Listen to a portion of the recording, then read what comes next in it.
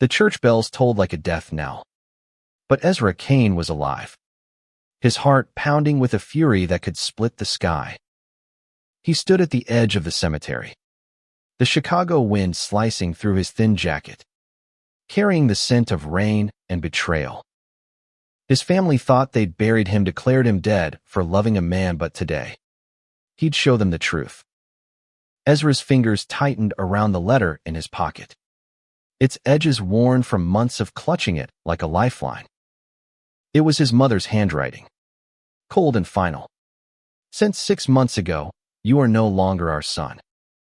You are dead to us." The words had burned into his soul, but they hadn't broken him. Not yet. Beside him, Malik, his partner, stood steady, his warm hand anchoring Ezra to the present. "You sure about this?" Malik's voice was low, threaded with worry but solid with faith. "I have to," Ezra whispered, his green eyes fixed on the church across the street, where his own funeral was about to begin. The irony was a knife in his gut. His devout family, so quick to cast him out for being gay, had orchestrated this charade to erase him completely. But Ezra had proof: legal documents, medical records, and the sheer fact of his breathing body that he was very much alive. They'd met 2 years ago in a crowded Chicago diner, Ezra sketching in a notebook, Malik spilling coffee on his shoes while apologizing with a grin that lit up the room. That grin had been Ezra's salvation, pulling him from the shadows of a life spent hiding who he was.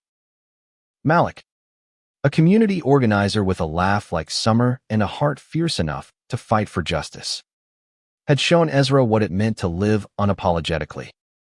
But Ezra's family, rooted in a conservative enclave outside the city, saw their love as a sin, a stain to be scrubbed clean. The funeral was their final act of control. Ezra's sister, Hannah, had called him a month ago, her voice trembling through the phone. "They're holding a service for you. They're telling everyone you died in a car accident. They're ashamed." Ezra. She'd begged him to stay away, to let them grieve their fiction in peace. But peace wasn't what Ezra wanted. He wanted truth. As they crossed the street, the church loomed, its stained glass windows glowing like judgmental eyes. Malik squeezed his hand. "Whatever happens, we're in this together." Ezra nodded, his throat tight. The weight of the moment pressed against his chest. But he wouldn't falter. Not now. Inside, the pews were half filled with relatives and family friends, their faces a mix of solemnity and discomfort. The organ played a mournful hymn, and Ezra's mother, Ruth, sat in the front row, her posture rigid, her eyes dry. His father, Thomas, stood beside a framed photo of Ezra at 16 before he'd come out, before he'd dared to love. The photo was a lie, a frozen moment of a boy who no longer existed. Ezra's heart thundered as he stepped through the doors, Malik at his side. The organ faltered, notes stumbling into silence.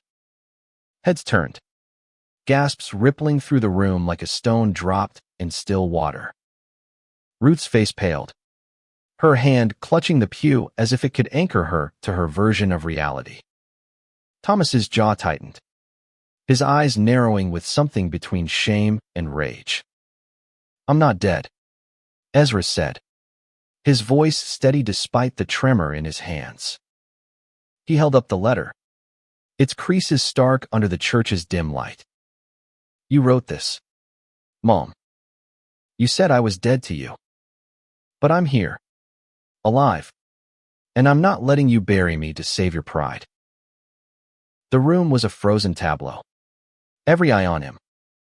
Malik's presence was a quiet strength, his hand brushing Ezra's back, a reminder that he wasn't alone. Ruth stood, her lips trembling, but no words came. Thomas took a step forward, his voice low and venomous. "You're not welcome here." You made your choice. My choice. Ezra's voice cracked. But he didn't back down. I chose to love. You chose to lie. He pulled out the documents: his birth certificate, his ID, a hospital record from a minor surgery last year. This is who I am. Not your story. Not your shame. A murmur spread through the crowd. Some faces softening. Others hardening. Ezra's cousin, Lila, stood up, her eyes wet. Ezra, I didn't know. I thought you were gone. Her voice broke, and it was a small crack in the wall of rejection. A flicker of hope. Malik spoke then, his voice calm but unyielding. This isn't just about Ezra. It's about all of us who've been told we don't belong. You can't erase love with a lie. His words hung in the air, heavy with truth. And Ezra felt a surge of pride for the man who'd stood by him through every storm. The pastor, a gray-haired man who'd known Ezra since childhood, cleared his throat. This is unprecedented. But perhaps we should listen. His voice was tentative, but it was enough to shift the room's energy, to make space for something new. Ezra took a breath, his eyes meeting his mother's.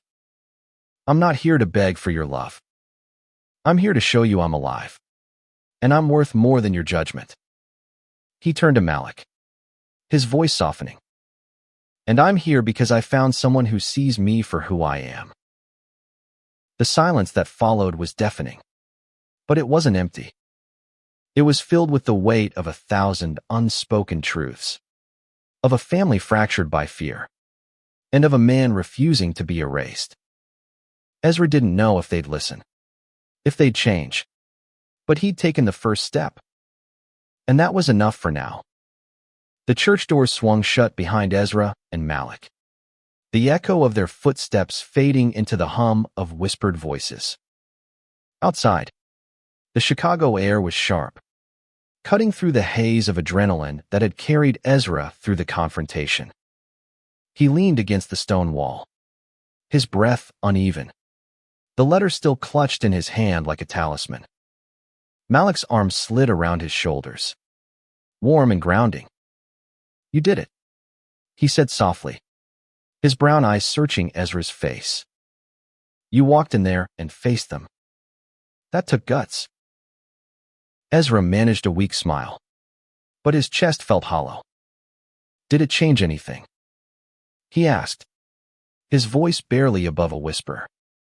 The faces in that church, his mother's cold stare, his father's clenched fists, Lila's tearful shock swirled in his mind, a kaleidoscope of rejection and faint hope. It changed you, Malik said, his voice steady. You stood up for yourself. That's not nothing. He pulled Ezra closer, and for a moment, they stood in silence, the city's pulse thrumming around them, car horns, distant sirens, the rustle of leaves skittering across the sidewalk. Ezra's mind drifted back to the months leading up to this moment. After his family's letter, he'd spiraled, drowning in the pain of being disowned. He'd quit his job at the art gallery, stopped sketching, stopped believing he deserved anything good. Malik had been his anchor, dragging him to therapy, to late-night talks in their cramped apartment, to moments of laughter that reminded him he could still feel joy. But the news of his funeral had been the final straw, a wound so deep it demanded action. Let's go home, Ezra said at last, his voice steadier. I need to think. They walked to the L train, the city's lights blurring into streaks of gold and red. In their apartment, a cozy fifth-floor walk-up in Wicker Park, Ezra collapsed onto the couch, the weight of the day settling into his bones. Malik sat beside him, their knees touching, a silent promise of presence. The next morning, Ezra woke to a text from Lila. Can we talk? I'm sorry. I didn't know what they were doing. His heart stuttered. Lila, his closest cousin, had always been the one who understood him, sneaking him comic books when his parents banned them, whispering secrets under the stars at family reunions. But she'd stayed silent when he came out, caught in the same web of family loyalty that had trapped them all. He showed the text to Malik, who raised an eyebrow. "You gonna reply?" Ezra hesitated, his thumb hovering over the screen. What if it's a trap?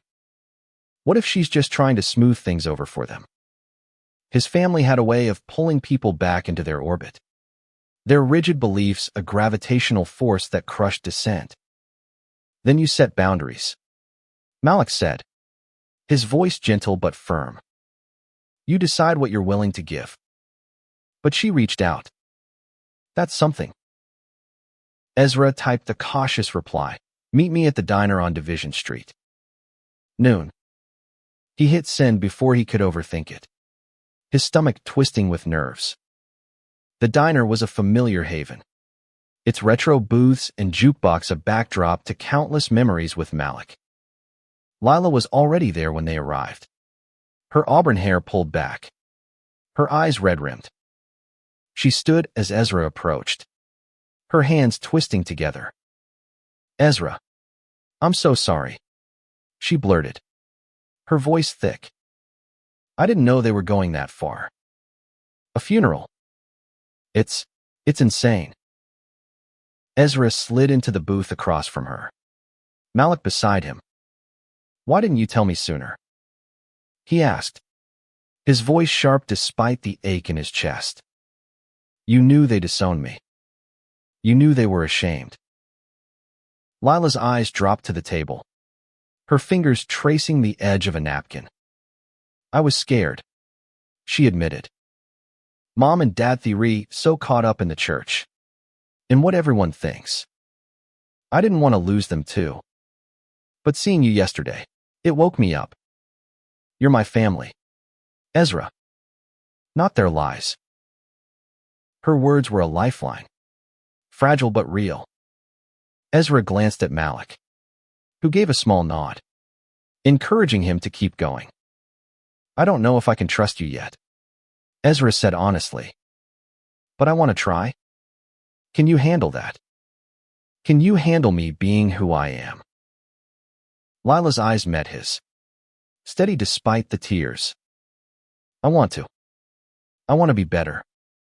She reached across the table, her hand open, and after a moment, Ezra took it. It wasn't forgiveness. Not yet. But it was a start.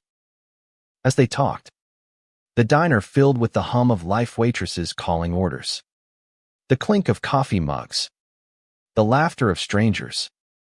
Ezra felt a flicker of hope, like an ember in the dark.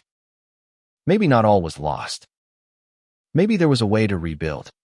Not with his parents not yet, but with the people willing to see him for who he was. The days after the diner meeting were a blur of cautious hope and lingering doubt. Ezra couldn't shake the image of his mother's face in the church, her silence louder than any words. He wanted to believe Lila's apology was a crack in the wall, but trust was a fragile thing, and his family had shattered it too many times. Malik noticed the tension in Ezra's shoulders, the way he stared at his sketchbook without drawing. "You need to let it out," Malik said one evening, setting a cup of tea in front of him. They were in their apartment, the Chicago skyline a mosaic of lights beyond the window. "Draw something. Anything. Don't let them steal that from you too." Ezra picked up a pencil, his hand trembling. The first lines were hesitant, jagged, but soon they flowed into a sketch of the church, its steeple piercing a stormy sky. In the foreground, two figures stood hand in hand, their faces blurred but their defiance clear. It wasn't just art, it was a declaration, a way to reclaim his voice. The next week, Lila invited Ezra to a family barbecue, a small gathering at her house on the outskirts of the city. "Just me, my husband, and a few cousins," she texted, No parents. I promise. Ezra hesitated. The memory of the funeral still raw. But Malik's steady presence gave him courage. We'll go together, Malik said. If it feels wrong, we leave. The barbecue was in a modest backyard, the air thick with the scent of grilled corn and burgers. Lila's husband, Nate, greeted them with a warm handshake, his smile genuine. The cousins, some of whom Ezra hadn't seen in years, were a mix of awkward and curious, their glances darting between him and Malik. But there was no hostility, only a tentative openness that felt like a small miracle. As the afternoon wore on, Ezra found himself laughing, the sound foreign but welcome. He and Malik played cornhole with Nate, their competitive banter easing the tension. Lila pulled Ezra aside as the sun dipped low, her voice soft. I talked to Hannah. She wants to see you, but she's scared. Mom and Dad, they're not budging. Ezra's stomach twisted at the mention of his parents. What did she say? He asked, his voice tight. She's torn, Lila admitted. She loves you, but she's still under their thumb. Give her time. Ezra nodded, the weight of his sister's absence heavy but not crushing. He glanced at Malik, who was tossing a football with a cousin, his laughter carrying across the yard. This was what he'd been fighting for, not just acceptance, but a life where he could breathe freely. That night, back in their apartment, Ezra showed Malik the sketch he'd started. It's us, he said, pointing to the figures in the foreground. Standing together, no matter what. Malik's eyes softened, and he pulled Ezra into a hug, his warmth a shield against the world. But the fragile peace didn't last. A week later, Ezra received a call from an unknown number. It was his father, Thomas, his voice cold and clipped. You're causing trouble, he said. Lila's asking questions, stirring things up. Stop this, Ezra. You're tearing the family apart. Ezra's grip on the phone tightened, anger flaring. You declared me dead, he shot back. You don't get to tell me how to live now. He hung up, his hands shaking, but the words felt like a victory. He wasn't the scared boy who'd left home anymore. He was a man with a voice, and he wouldn't let his father silence it. Malik was at a community event, so Ezra called Lila, needing to hear her voice. Dad called, he said, his tone clipped. He's blaming me for everything. Lila sighed, her voice heavy. He's scared, Ezra. They both are. They think they're losing control. But I'm with you. I'm done pretending. Her words were a spark, reigniting Ezra's resolve. He spent the evening sketching again, this time a portrait of Malik, his eyes fierce with love and strength. It was a reminder of what he was fighting for, not just his own survival, but a future where love didn't have to be a battle. Ezra's sketches became his rebellion, each stroke a defiance of the family that tried to erase him. He started sharing them online, anonymous at first, under the handle Living Proof. The images raw, emotional depictions of love, loss, and resilience struck a chord, gaining traction in Chicago's queer art scene. Comments poured in, strangers sharing their own stories of rejection and survival, their words a lifeline Ezra hadn't known he needed. Malik was his biggest cheerleader, framing the sketches and hanging them in their apartment. You're telling our story, he said one night, his voice proud. Not just ours, but everyone's who's been told they don't belong. Ezra kissed him, the weight of the past months easing just a fraction. But the growing attention brought risks. Someone recognized Ezra's style, and a local blog speculated about his identity. linking the sketches to the funeral scandal that had made whispers in the city. The exposure terrified Ezra. What if his parents found out? What if they doubled down, spreading more lies? Malik, ever practical, suggested they meet with a lawyer friend, Tara, who specialized in defamation cases. Just to be safe, he said, "You're putting yourself out there. Let's make sure you're protected." Tara's office was a small, cluttered space downtown, filled with books and rainbow flags. She listened as Ezra recounted the funeral, the letter, his father's call. What they did was extreme, she said, her tone professional but warm. You could sue for emotional distress, maybe even defamation. But it's a long road. What do you want out of this? Ezra hesitated, glancing at Malik. I want them to stop lying, he said finally. I want to live without looking over my shoulder. Tara nodded, outlining options: a cease and desist letter, a public statement, or mediation. Ezra wasn't sure he was ready for any of it, but the idea of fighting back legally felt like a shield, a way to reclaim his narrative. Meanwhile, Lila kept in touch, her texts a steady drip of support. She'd started questioning her parents openly, pushing back against their rigid beliefs. Mom cried when I brought you up, she texted one day. I think she's starting to crack. Ezra wanted to believe it, but his mother's silence at the funeral haunted him. Could someone who declared him dead ever truly change? One evening, Ezra and Malik attended a queer art showcase in Logan Square, where one of Ezra's sketches was displayed. The room buzzed with energy, artists and activists mingling under string lights.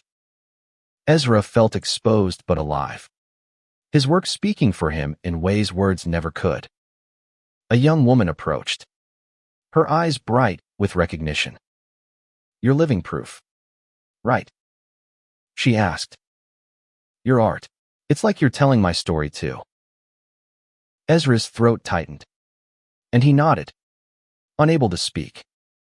Malik squeezed his shoulder, his pride palpable. But the moment was cut short by a familiar face in the crowd: Hannah, his sister, standing awkwardly by the door. Her presence was a shock, like seeing a ghost in reverse. Ezra, she said, her voice trembling as she approached. I saw your art online. I had to come. Her eyes were wet, her hands twisting together. I'm sorry I didn't stand up for you sooner. I was scared, but I'm here now. Ezra's heart warred between anger and longing. Why now? He asked, his voice raw. You let them bury me, Hannah. She flinched but didn't look away. I know, and I hate myself for it. But I want to make it right. Can we talk? Please. Malik's hand on Ezra's back was a steady reminder to breathe. Okay, Ezra said finally. But not here. Tomorrow. At the diner. Hannah nodded, relief flooding her face. And Ezra felt a flicker of hope. Fragile but persistent, like a candle in a storm. The diner meeting with Hannah was a tightrope walk of emotions. Ezra sat across from her, Malik beside him, the familiar hum of the jukebox grounding him. Hannah looked older than he remembered, her brown eyes shadowed with guilt. I didn't know how to reach you, she began, her voice soft. After the funeral, I couldn't stop thinking about what they did, what I let them do. Ezra's fingers traced the edge of his coffee mug, his voice steady but sharp. You could have called. You could have said something when they sent that letter. The hurt was raw, a wound that hadn't healed. Hannah nodded, tears spilling over. I was weak. Mom and Dad, they made it feel like loving you meant betraying them. But I'm done with that. I want my brother back. Her words were a plea, and Ezra felt the walls he'd built tremble. Malik spoke up, his tone gentle but firm. It's not just about wanting him back. It's about accepting him, all of him. Can you do that? Hannah's eyes flicked to Malik, and for a moment, Ezra braced for rejection. But she nodded, her voice steady. Yes. I see how happy you make him. That's enough for me. The conversation stretched into the afternoon, halting but honest. Hannah shared how she'd started questioning their parents' beliefs, attending a support group for families of queer people. I'm learning, she said. I want to understand. Ezra didn't forgive her fully, not yet, but he felt a shift, a possibility of healing. Back home, Ezra's sketches took on new life, infused with the hope and pain of these reconnections. His online following grew, and with it, invitations to speak at local events. He was nervous but exhilarated, his voice finding strength in the stories he shared. Malik helped him prepare, practicing speeches in their living room, turning fear into fuel. But the past wasn't done with them. A week later, Ezra received a letter not from his parents, but from their church. It was a formal request to cease spreading falsehoods about the funeral, threatening legal action if he didn't comply. The words were a punch to the gut, proof that his parents were still fighting to control the narrative. Ezra showed the letter to Tara, who shook her head. This is intimidation, not a case, she said. They're scared because you're telling the truth. We can send a cease and desist of our own. Make it clear you won't back down. Ezra agreed, his resolve hardening. He wasn't just fighting for himself anymore, but for everyone who'd been silenced. That night, he and Malik attended a rally for queer rights in Grant Park, the air electric with defiance and hope. Ezra spoke, his voice trembling at first, but growing stronger as he shared his story. The crowd cheered, their support a wave that carried him forward. Malik stood in the front row, his eyes shining with pride. And Ezra felt, for the first time, that he was exactly where he was meant to be. As they walked home, hand in hand, Ezra felt a quiet strength settle in his chest. His family's rejection had tried to break him, but it had only made him stronger. He wasn't just surviving, was thriving, building a life with Malik, with art, with a community that saw him for who he was. The fight wasn't over, but he was ready for whatever came next. The cease and desist letter Ezra sent through Tara was a line in the sand. It demanded his parents and their church stop spreading lies about his death and acknowledge the harm they'd caused.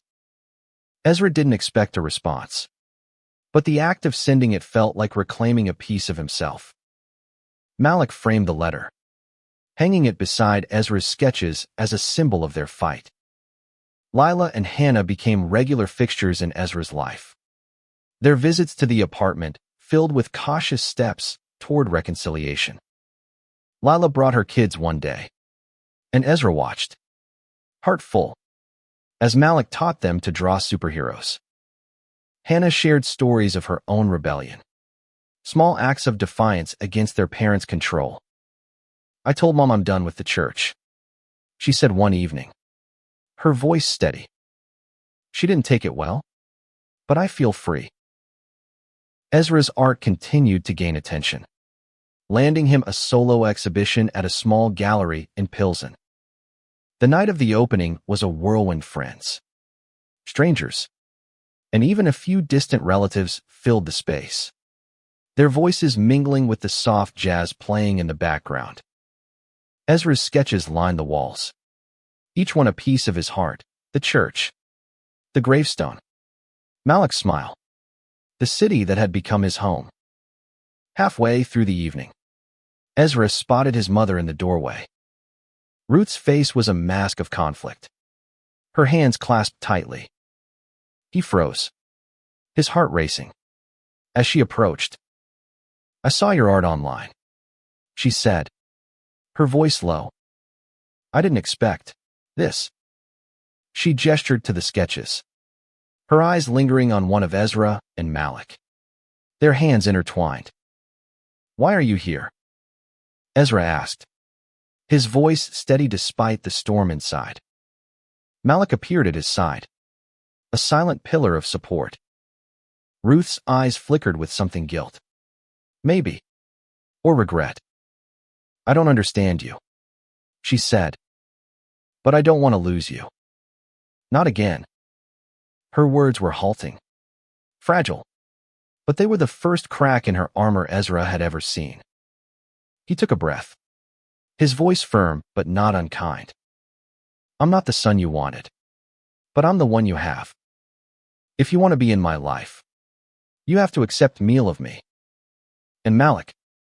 He reached for Malik's hand, their fingers locking together. Ruth nodded, tears in her eyes. But she didn't speak. She left soon after, her presence lingering like a question mark. Ezra didn't know if she'd come around, but her showing up was more than he'd ever expected. Malik pulled him close, whispering, "You were incredible." The exhibition was a success, with several pieces selling and offers for more shows. But the real victory was the community Ezra had found: artists, activists, friends who saw him not as a scandal but as a survivor. He and Malik celebrated late into the night, dancing in their apartment to a playlist of their favorite songs. The city lights a backdrop to their joy. Yet the shadow of his parents' church loomed. A week later, Tara called with news the church had backed down, issuing a public apology for the misunderstanding about Ezra's death. It wasn't enough, not a full acknowledgement of the pain they'd caused, but it was a start. Ezra felt a weight lift, not gone but lighter, like a storm passing into the distance. The apology from the church was a small victory, but Ezra knew it wasn't the end. His father hadn't signed it, and his silence spoke volumes. Ezra focused on what he could control: his art, his relationship with Malik, and the fragile bridges he was building with Lila and Hannah. But the past had a way of clawing its way back. One afternoon, while sketching in a park, Ezra received a call from an unfamiliar number. It was his father's voice, gruff and hesitant. "We need to talk," Thomas said. "In person. No lawyers. No church. Just us." Ezra's instinct was to refuse, but something in his father's toneless anger, more exhaustion, made him pause. They met at a quiet coffee shop in Evanston, far from the church's shadow. Thomas looked older, his face lined with something Ezra couldn't quite name. "I don't understand you," Thomas began, his hands wrapped around a mug. "But your mother, she's hurting. She wants to try." Ezra's jaw tightened. "She declared me dead." "Dad, you both did. Why should I trust you now?" His voice was steady, but the pain was raw, a wound that hadn't healed. Thomas looked away, his eyes distant. "We thought we were protecting the family. We were wrong. I'm not saying I'm okay with everything, but I don't want to lose you."